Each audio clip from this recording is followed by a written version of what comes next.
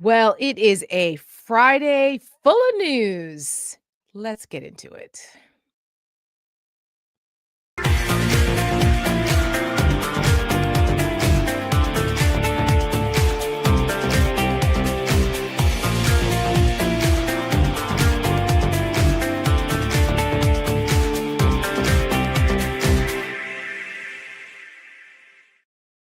Happy Friday, everyone. I am not Mary Trump. I am Tara Setmayer in for the lovely Mary today. She will be back on Monday. But we are here together for this hour, and it has been quite the news day. The days of Fridays being kind of like sleepy and nobody not really pays attention to things. You're done by noon. No, not in Donald Trump days. It never happens. Fridays are busier than other days oftentimes. There's news dumps. He doesn't care because it's such a shitstorm all week long, and it all culminates on a Friday. But we're here together and I'm happy to be with you guys. You're such a great audience. So we're going to get right into it because this Epstein stuff, it's a lot and it's not going away. And it has been a thorn in Donald Trump's ass for years, and even more so now as Congress is back in session. We know what's going to happen next week with this vote to open up the files. Talk about that in a second. But the big news today seems to be Trump melting down.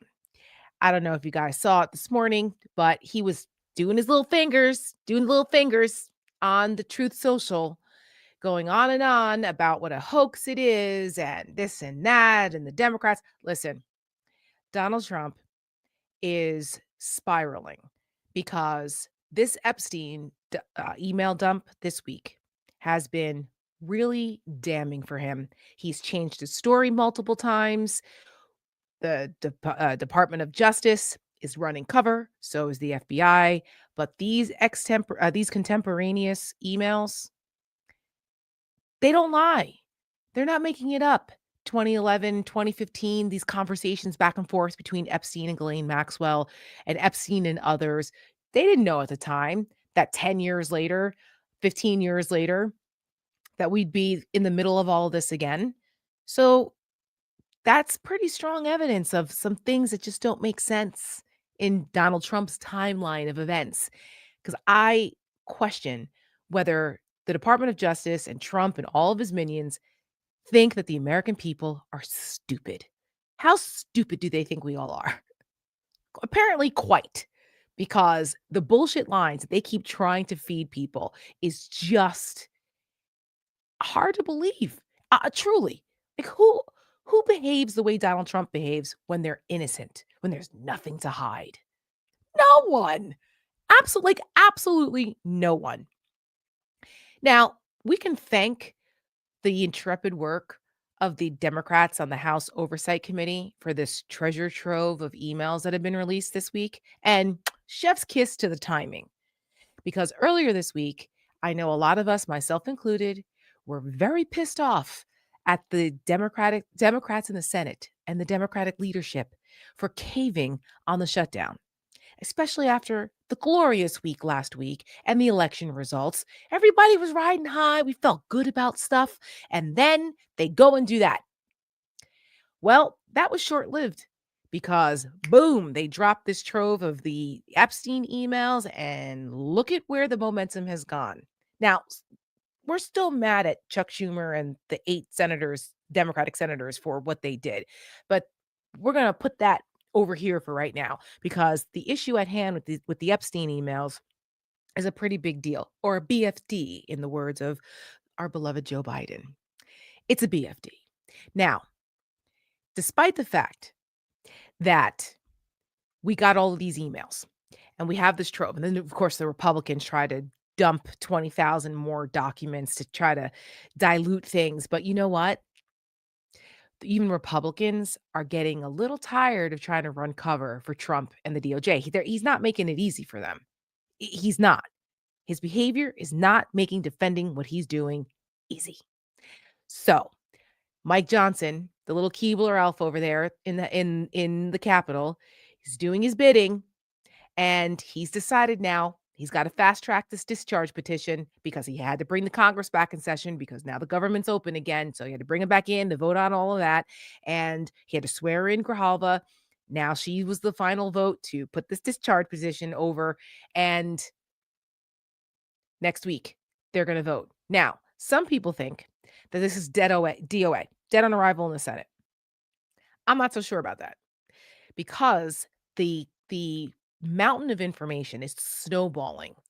It's becoming a lot more difficult for Senate Republicans in particular to defend this. How much cover are they going to run? Now, if I'm the Democrats, you politically position this as, so are Republican senators going to continue to run cover and obfuscate and cover up and do the bidding of Donald Trump to not have transparency on a sex trafficking cabal that they've been carping about for years, by the way. Their own campaigns were running on exposing this. So they would rather run cover for Donald Trump than be honest with the American people and provide the files. Good luck with that political argument because that's what they're doing if they choose not to take this up or they choose to vote not to release the documents. Now here's a little bit of a wrench in that. So yes, senators, the folks in the Senate, they're going to have to make a decision here, right? But as we know, Donald Trump, like I said, was firing away with his little stubby thumbs on Truth Social this morning, demanding that the Department of Justice open up an investigation into his political enemies who may have ties to Jeffrey Epstein. Forget about his ties to Jeffrey Epstein. Forget the fact that this guy was BFFs with Jeffrey Epstein for years. And it's well documented. Everybody knew it in New York and Palm Beach. Like, come on. But he's trying to coffee boy his relationship with Jeffrey Epstein in the later years, right? Oh, I don't know. That guy was a creep. I kicked him out of my club. Well, even his timeline on that is bullshit, as we have seen. And these emails kind of feed into that as well. They call into question Donald Trump's events. Shocker. The lying liar who lies is lying again. But he is now trying to distract from the fact that these emails reinforce that he was very close to Jeffrey Epstein and Ghislaine Maxwell by calling for the investigation into Bill Clinton and Reid Hoffman, Larry Summers, like all these Democrats that have some kind of cursory association with Jeffrey Epstein. Oh, he's demanding an investigation now. Here's the thing. We all know that Pam Bondi is going to do Donald Trump's bidding, right? That's why she's there. That's why Kash Patel is there. That's why Dan Bongino is there at the FBI. Like, they were all there to execute the retribution tour and also to run cover for him on stuff like this. The Epstein stuff, the family enrichment stuff, the corruption, all of that. They're all there to run interference. Some of my legal friends and some things that I've been reading today are saying that the reason why he's calling for this, and if Pam Bondi in fact does open up these investigations, that this could put a wrench in releasing the files because then they can hide behind the idea that it is a ongoing investigation. So they can't release the files. Pay attention. Be on the lookout for that because I think that's going to be another tactic for them to try to keep these files from ever seeing the light of day. But the Epstein estate, which is where the House Oversight Committee got this treasure trove of emails, right? So the emails are a little different than the files. Some folks are using it interchangeably because the emails are probably part of a file, at least one would hope. But it's giving some information that we didn't have before. So maybe some accountability can happen without the files being released. I don't know. But some of the information in these files between the stuff that we've heard, the other things with, that Epstein was going to give information to the Russians about how to deal with Trump. And I mean, there's just so much in here. The more that you dive into it, that the timing, it just makes you question a lot of stuff. And that's why Republicans like Thomas Massie and Marjorie Taylor Greene, for God's sakes, I still can't believe Marjorie Taylor Greene and Lauren Boebert are on the right side of this issue, and that I actually have to give them credit for being on the it, like, pains me to even say that, for it to come out of my mouth, that I'm giving those whack jobs any credit, but they've held firm, and they claim that it's to do right by the survivors and to, uh, live up to their promise of transparency on this issue. Okay. Okay. I mean, okay. So, this is damage control for House Republicans. They know this. Trump's not making it easy for them because he keeps inflicting damage on himself. But this is Mike Johnson. Of course, he's gonna play the role like the good little Keebler elf soldier that he is. Take a listen.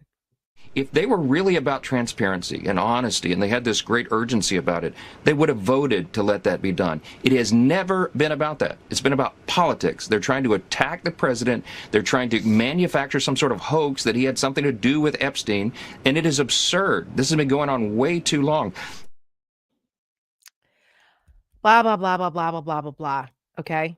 I even saw Scott Jennings, right? The other mouthpiece there, the MAGA mouthpiece, Scott Jennings, try to turn this around and say that Democrats are the ones defending pedophiles. Like, these people are so shameless. They're so shameless. Every accusation is a freaking confession with these people every single time.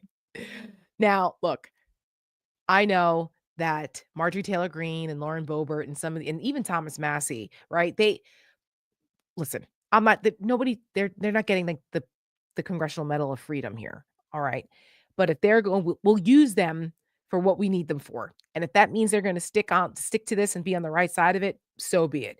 Not. I'm not saying they're invited to dinner. They're not coming to the barbecue, right? I'm not saying, oh, they've changed. No, but for whatever reason, they're steadfast on this. It benefits our side. So, I mean, Boebert could have come out and said, I'm not gonna keep my name on this discharge petition. I've changed my mind or whatever. I mean, they pressured her in the situation room for fuck's sake, which is just nuts to me. In the situation room, I don't know. But the fact that she didn't succumb to that, yeah, it speaks volumes about there's a fracture here within the MAGA wing of well, that wing of MAGA. There's some cracks. There's some cracks. And I'll be curious how this plays out. I mean, of all the other awful things that Donald Trump has done, and this is what it is. I mean, between this and the fact that MAGA people's lives aren't any better, they're actually suffering, and they're looking at Donald Trump telling them to shut up and that he doesn't want to hear them complaining about affordability while they're losing their farms and their ranches and their SNAP benefits. They can't feed their kids. Their rural hospitals are closing. Like, all the price of eggs isn't going down. Like, all the stuff that Trump promised he was going to do for them to make their lives better is actually not happening. And his billionaire buddies are getting richer, and they're spending hundreds of millions of dollars building ballrooms, and he's having $1 million a plate dinners down at Mar-a-Lago while his own people are suffering every day. And then he tells them that they're no, you're everything's going down. You don't believe your lying eyes, don't believe your lying wallet, apparently. Don't believe your grocery price. Like, I think it's like people are starting to go, whoa, whoa, whoa, wait. He was supposed to be my champion. I mean, we tried to warn them, but uh, as my husband says, his family is from the South, and they say a hard head makes a soft behind. I guess people have to learn the hard way. But this is a very interesting dynamic happening right now inside MAGA that we should pay attention to. And if Democrats are smart, they will put pressure on those pain points. Put pressure on those pain points and keep pointing out to these Trump supporters, the MAGA voters, not the crazies. But the ones that are starting to go, I'm not so sure. Put the pressure on on them to remind them that Donald Trump has betrayed them. And it's evident every day. He's betrayed them on the economy. He's betrayed them on foreign policy. He's betrayed them on the Epstein files. The messaging is being served on a silver platter right there for them, right there. Now, like I said before, we got to pay attention to what happens with the Department of Justice, because it's just so outrageous how much they've weaponized the Department of Justice, and it's just getting worse, right? There's just no semblance of independence anymore. It just like none of that. But here's the thing. They're going to open all these frivolous investigations into people, but meanwhile, you've got all this corruption and Trump allies enriching themselves. I I don't know if you guys saw this story, but Michael Flynn, remember him? Oh, actually, before I go to that, just to put a pin on the Epstein story, Donald Trump is a predator, and we all know this. He was best friends with a predator. He's been hanging out with people who were predators. He's bragged about grabbing women, kissing them forcibly. He was convicted, well, not convicted, found civilly liable for what he did to E. Jean Carroll. How many women have come out and said that he's groped them, was inappropriate with them? I mean, there's a long history here that Donald Trump is. You want to talk about that he's a creep, that Jeffrey Epstein's a creep? He's a creep. And they were friends, besties for a couple of years. Like, why? What bonded them together? Last year, my organization, the Seneca Project, as you know, we are a pro democracy, women's rights organization and pro democracy organization, women led. We are a killer messaging organization. A year ago, a little over a year ago, in October of last year, we made a video called Protector. We renamed it Predator because it was at the time when we called it Protector. It's when Donald Trump had the audacity to say that he was a protector of women. Now, we all know that Donald Trump is not a protector of women. It is the complete opposite. He's a fucking predator. And so we put this compilation together and we have reintroduced it. We're putting it back out there because unfortunately, it's evergreen and it's relevant again. So I wanted to share our Seneca Project video, Predator, for all of you to remind us, just to remind everybody who Donald Trump is. I always thought women liked me. Hey, when you're a star, they let you do it. You can do anything. Whatever you want. Grab them by the pussy. I make this statement to the great women. Questionable comments about a young girl. You're going up the escalator? I'm going to be dating her in 10 years. Can you believe it? I am your protector. Carol opening her testimony today saying, quote, "I'm here because Donald Trump raped me." I want to be your protector. 5 former Miss Teen USA contestants told BuzzFeed that Trump did in fact walk in on them while they were changing. And so I sort of get away with things like that. You will no longer be abandoned, lonely, or scared. Donald held back Ivana's arms and began to pull out fistfuls of hair from her scalp. You're not going to be in danger any longer. I turned around and I see Donald standing there. I'm thinking, this son of a bitch just grabbed me. Women will be happy, healthy, confident, and free. Trump called Epstein a terrific guy, adding, "It is even said that he likes beautiful women as much as I do, and many of them are on the younger side." You will no longer be thinking about abortion. They're going to just let me bleed out here. Do you believe in punishment for abortion? Yes or no, as a principle? The answer is that there has to be some form of punishment. For the woman? Yeah. You will be protected, and I will be your protector. Women. I was able to terminate Roe v. Wade. I got rid of Roe v. Wade. Killing Roe v. Wade.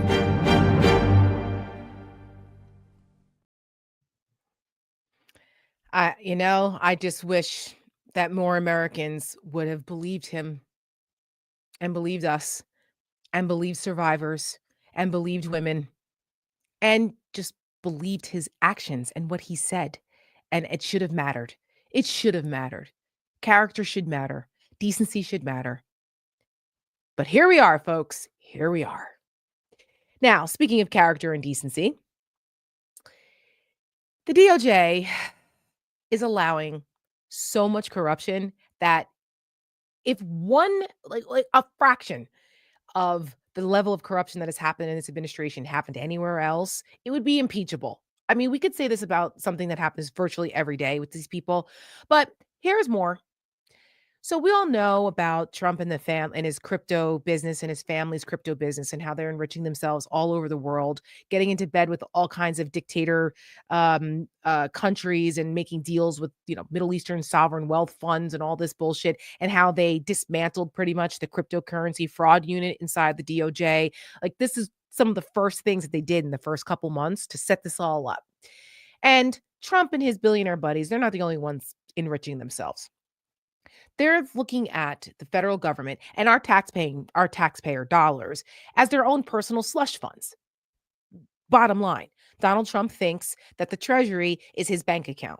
He doesn't give a shit about fiscal responsibility or any of that, which is another like major contradiction and hypocrisy on the part of Republicans, the ones that are all these fiscal hawks, like, oh, kids with cancer, fuck their research. No, no, no, we can't have that. Or, military families going hungry, or we're going to have a shutdown because of whatever, right? Fiscal stuff. But they have no problem with Donald Trump raiding the Treasury for other bullshit, like, oh, I don't know, $230 million to reimburse him for his legal fees for his prosecutions. That's okay with you? That's bullshit. Or the latest that we've just heard just came out today. Remember Michael Flynn, Lieutenant General Michael Flynn, who admitted that he lied to the FBI, who was doing stuff that he shouldn't have been with the Russians, the QAnon guy. Yeah, him, who was national security advisor for 5 minutes and got fired the first time around because of these things. Trump pardoned him. Well, he's back. And how is he back? He is demanding $50 million in a settlement with the federal government over his mistreatment from those investigations. From the story today in Bloomberg from Zoe Tillman, quote, DOJ has been in settlement talks with Michael Flynn, Trump's first national security advisor, seeking $50 million for his prosecution by ex-special counsel Robert Mueller and Stefan Passatino, a Trump White House lawyer who accused the House January 6th committee of privacy violations. This comes days after the Senate snuck this provision into the spending bill that reopened the government. I know you guys have heard about this. They snuck in this provision where allowing these 7 Republican senators to sue the government for accessing their information during the January 6th investigations. Right. The investigations into trying to overturn a free and fair election. How the hell was that allowed? Senate Democrats, y'all okay with that? Like you weren't paying attention? Even Republicans were like, this isn't cool. Chip Roy and some of those other guys, they're like, no, that's not okay. Yeah, no shit. Not okay. I mean, they can sue for up to $500,000 per per violation. So it could be $1 million. I think it's 2 violations that they're complaining about. Again, taxpayer money pays for this. There's no money tree on the west lawn of the Capitol that just grows the money. It comes from our tax dollars. So what the fuck? It is it's infuriating. And then when it came over to the House side, even though there were people who were upset about this, even some Republicans, they were like, yeah, but in order for us to strip that out, we'd have to start over and it had to go back to the Senate, and because the 2 bills have to match. They're like, we'll figure it out later. Yeah, okay. Don't hold your breath. Okay. Do not hold your breath. More from the Bloomberg story. Oh, actually, no, I already did. It was about special counsel Jack Smith's January 6th inquiry. That's what these senators are complaining about, because there was implications that they were involved in some shenanigans with that whole thing with January 6th to stop the steal. Corruption doesn't end there. There's another story today, folks. Another story today. Kristi Noem. I can't stand to look at her face. I can't stand to hear her stupid voice. If I see one more of those stupid freaking ICE ads or videos of her, I swear to God, I mean, I have a visceral reaction. I know I'm not the only one. But The story came out in ProPublica, which is a fantastic publication, and everyone should support ProPublica. They are doing the Lord's work. Here's the headline. Christy Nome firm gets access to $220 million no bid contract. Okay, the firm tied to Christy Nome's secretly got money from a $220 million DHS ad fund. The company is run. This is from the story in ProPublica. I'm going to read it to you guys. It's so infuriating. Here's just a couple graphs.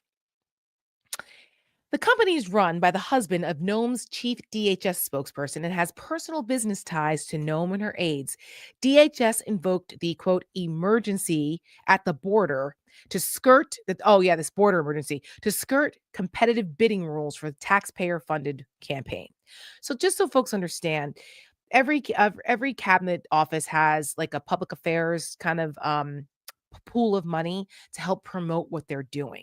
So if you ever seen some of those like ad council ads or like public interest ads about like drunk driving or get kids to literacy programs, and it says like made by the ad council, like there's a contract in the government that they partner with people, and that goes to these kinds of things. So DHS is using this couple $100 million fund that they have, that they're using also to try to recruit for ICE.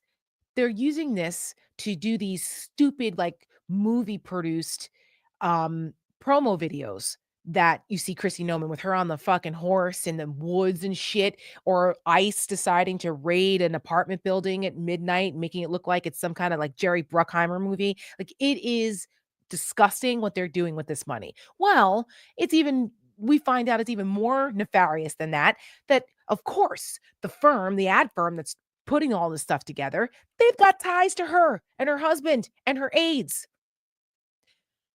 From ProPublica, on October 2nd, the second day of the government shutdown, Homeland Security Secretary Kristi Noem arrived at Mount Rushmore to shoot a television ad.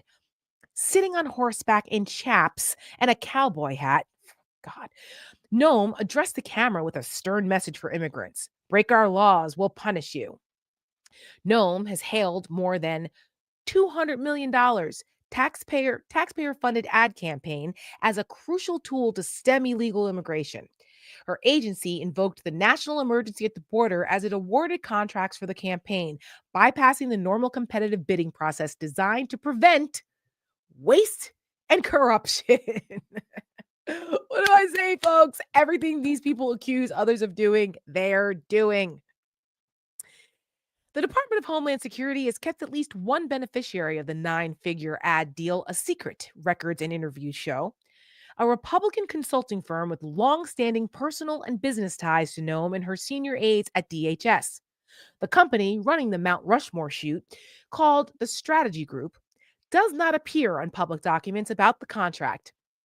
The main recipient listed on the contract is a mysterious Delaware company, which was created days before the deal was finalized. So they set up a shell company to run the money through. Here's the other kicker. No firm has closer ties to Noem's political operation than the Strategy Group. It played a central role in her 2022 South Dakota gubernatorial campaign. Corey Lewandowski, her top advisor at DHS, and something else, has worked extensively with the firm, and the company's CEO is married to Noem's chief spokesperson at DHS, Tricia McLaughlin. If you guys have seen some of those obnoxious DHS public statements when they're asked about, like, why are you zip tying children? Why are your masked agents ripping people off the streets without due process? Tricia McLaughlin is the spokesperson who comes back with the snarky, bitchy responses, like we're all the assholes. That's her. Her husband is the CEO of this company. Corey Lewandowski has worked for them. I'm sure you guys know about Kristi Noem and Corey Lewandowski. Yeah, they're more than colleagues. Allegedly. Google it. The Strategy Group's ad work is the first known example of money flowing from Noem's agency to businesses controlled by her and her friends. Do I need to say anything else? I mean, I just this is just today. This was just today. I'm gonna leave it at that. Well, here's some other news that I was actually unaware of today because I mean, pick your poison. But there's some news, there's some update with kind of shifting gears a little. Remember that prosecution in Georgia? The one that Donald Trump just pardoned a whole bunch of people for? Yeah. Well, the one that Fannie Willis got herself in trouble and screwed up. I'm not even going to sugarcoat that. She screwed that whole thing up. You can't do what she did, even if it was technically not illegal. It didn't look good. And when you have the light of everything going on with the biggest prosecution, one of the biggest prosecutions in American history, you can't fuck up like that. You just can't. You just can't. So, unfortunately, she got herself kicked off that case. And as a result, the election interference case has been in Georgia, has been kind of dangling out there. And there was like they had to appoint somebody else. Well, somebody got appointed. The New York Times reports that Peter Skandalakis, the executive director of the Prosecuting Attorneys Council of Georgia, has appointed himself to take over the prosecution. Now, Skandalakis was tasked with finding a replacement after Fannie Willis was disqualified over that inappropriate relationship with another prosecutor. But the problem is the reason why he appointed himself is because nobody wanted the job. It says after multiple prosecutors declined to take the case, Skandalakis chose to assume the responsibility himself rather than let the case collapse. So, well, thank you, Mr. Skandalakis. He's got years of experience. He knows what he's doing. At least he started his career as a Democrat and then later became a Republican.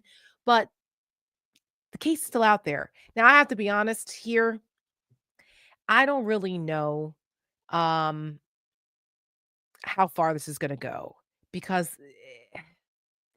there's some questions about whether the state law can prosecute on some of these things. And I mean, Trump can't pardon state crimes, but I think this case is just so tainted and it's a mess. Again, I'm not a lawyer, so take my legal opinions here with a grain of salt on this.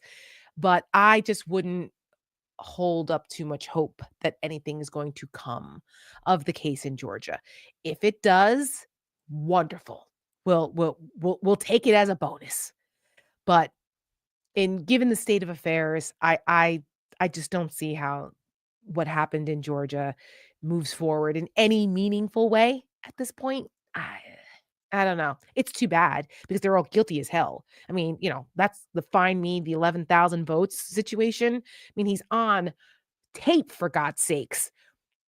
It was a pretty open and shut case, and you had all those people, Jenna Ellis and all those people and what they did to those folks down there in Georgia, Ruby Freeman and their mom and all of that, like, and yet these people are not gonna justice is not gonna be served here because of a fuck up by the prosecutor. So, but it's still alive. So there's you're telling me there's a chance. Okay. We'll take the little hope. We'll take the little hope. All right, guys. Now's the time of the show for some Q&A and some comments. Let's take some. Go for it, Lexi. What have we got tonight? Oh, I have to put my glasses on for this one. Wait, hold on. Hold on. Let me put my glasses on and make you a little bigger. All right, there we go. Joe, Colorado. Susan got me started. Swear free, swear jar free. Sorry. Is there a swear jar? I'm sorry. I'm from Jersey. I can't help it. Grumpy Cat XX. I just read MAGA Mike Grinder decided to quickly schedule a House vote to release the Epstein files. I wonder what he's up to. I mean, never trust a man that's a pornography partner with his son. That's what I'm going to say about that. Midas Cheryl. Oh, thank you, Cheryl. Gifted Mary Trump Mary Trump Media membership. That is a mouthful. Mary Trump Media membership. I got it. Thank you, Midas Cheryl. Will Donald J. Trump claim dementia when the Epstein files come out? Listen, I don't think he has to claim dementia. I think we all see where this is going here, right? I mean, how many times has he fallen asleep during something or whatever else that he's done? I mean, and it runs in the family. So he will never admit anything that seems like weakness. But I mean, maybe somebody else will, but I don't think that's going to get him out of it. Susan Thompson, 5142, gifted 5 Mary Trump Media memberships. Thank you, Susan. That is very generous of you. We love this on a Friday. We love it. Joe Colorado's back. Ah, bravo, Tara. Great video. Oh, thank you so much. We try to do what we can do over at Seneca, and we're grateful to Mary and her support for Seneca, keeping us going. We're just a little bitty operation of some kick-ass, tough warrior women trying to do our part to save democracy. So if you guys feel inclined to support Seneca Project, I welcome that because we are staying afloat thanks to your generosity and small grassroots donors. So, but thank you guys so much for that. My co-founder Michelle Kinney and I, it's a labor of love for us, and we're going to keep going. So thank you. Susan Thompson, for more powerful ads, ADS, listen, look at me, from Seneca. Yes, thank you. That is where you can find Seneca Project if you guys would like to donate, and we would greatly appreciate it. You know where your money's going with us. Susan Kahn for $1.99. Oh, thank you. Thank you, Susan. I appreciate that. It's always a pleasure for me to sub in for Mary and to help my good friend out. I love her. And you guys are a cool audience too. Just be green. So tired of the incompetence and criminals in this regime. Oh my gosh, you and me both. We're only 10 months into this. I mean, my God. We've all learned the word kakistocracy. I didn't know that word this year. Donald Trump talks about words like manufactured and affordability. Nobody's ever heard of them. No. We've heard of those. We've never heard of words like kakistocracy because it's never applied to the United States, right? The worst, most incompetent people in charge of government. That's what it is. That's what we are. We are the United States of kakistocracy under this fucking guy. Web health enthusiast. Is anyone wondering about the status of Congresswoman Crockett's investigation into POTUS's health? Still no update from her about the question asked of the White House osteopath. I don't know. And actually, I am buddies with Madam Congresswoman. I will ping her. And if I get an update, I will let you guys know. But I'm sure she's running into a brick wall here because you think you're going to get transparency from the White House about anything concerning Trump's health? These are the same people who said he's superhuman and could live to be 200. Remember that? And he's also, 210 pounds or some bullshit. Okay, the guy who eats burgers every day and doesn't exercise at all. Yeah, superhuman. He's in great health. Michael Easterwood, 6558. He had 4 innocent fishermen murdered last night. Listen, this shit that's going on in the Caribbean and off the coast of Venezuela, we now have this, carrier group, our most lethal carrier group in the Navy is now off the coast of South America. Why? Why?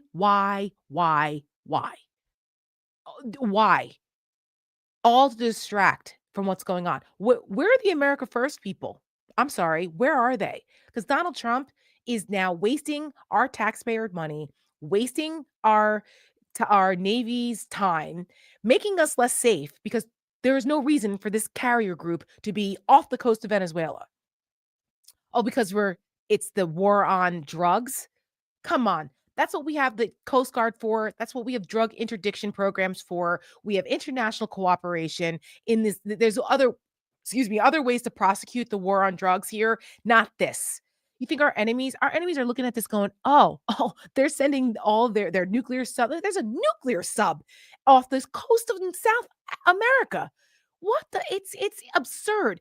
And meanwhile, you've got Pete Hegseth out here cosplaying the tough guy. I'm Secretary of War and you guys see this today? He put the sign, they took the Department of Defense sign off the Pentagon and put the Department of War. Oh, I can't. They're like children. They're children playing with like really dangerous weapons. What are we going to fucking invade Venezuela now?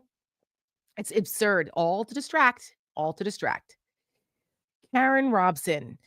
The Hague should jump into the Trump Epstein because this extends far beyond the US border. That way, the US DOJ would have no sway.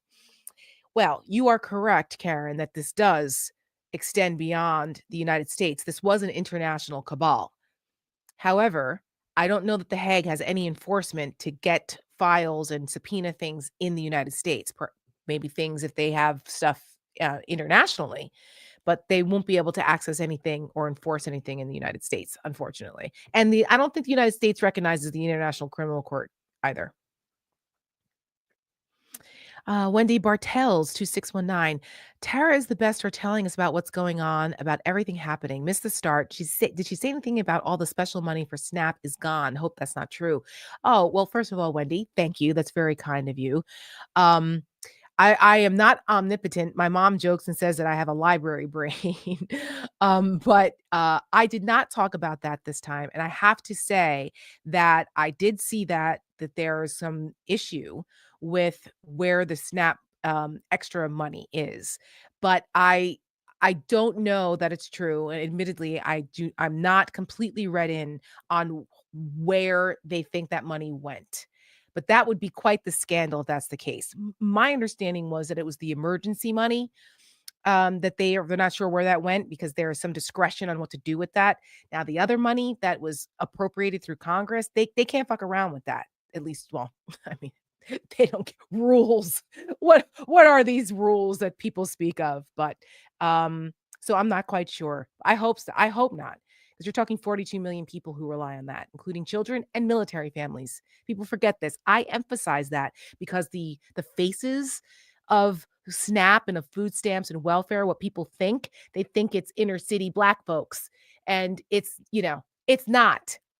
There's more white folks on SNAP and rural folks. And not just them, not just working poor, but you also have elderly, disabled, like kids that working families. Most people who receive SNAP are working families. It's the working poor, and there are military families, and lots of them, which is a travesty in America.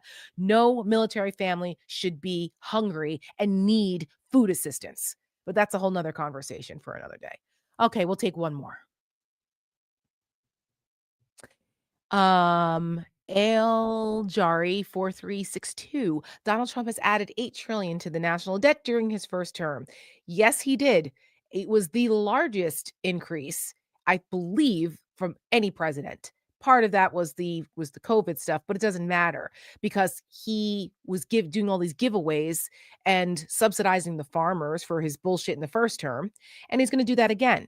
So this is a lie. It is an absolute lie that Republicans are supporting Donald Trump because of fiscal responsibility or any kind of holdouts on anything because of fiscal responsibility like Doge and all of this. That is bullshit. And you don't believe me? Just look at Donald Trump's record.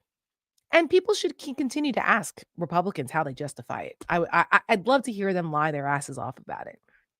Keep challenging them every opportunity you can. Political pain points. All right. Well, I think we've covered quite a lot today, and there's a lot to be annoyed about, but it is Friday, and we don't want to end our Friday. We don't want to end the week annoyed. We want to have an emotional support moment. And as someone who is a lover of the ocean and the sea and loves the minerals and the sounds and the birds and everything about the sea, I think everyone will enjoy this week's emotional support moment. And we will leave you with that. I will see you next time. Mary will be back soon. Thank you, guys. If you want to follow me, I'm over at Tara Setmayer, Seneca Project, senecaproject.us. My Substack is Uncompromised with Tara. If you guys want to check out my Substack, that would be cool too. I'm building that up. And I will see you all soon. Happy Friday. Take it all in. Take it in.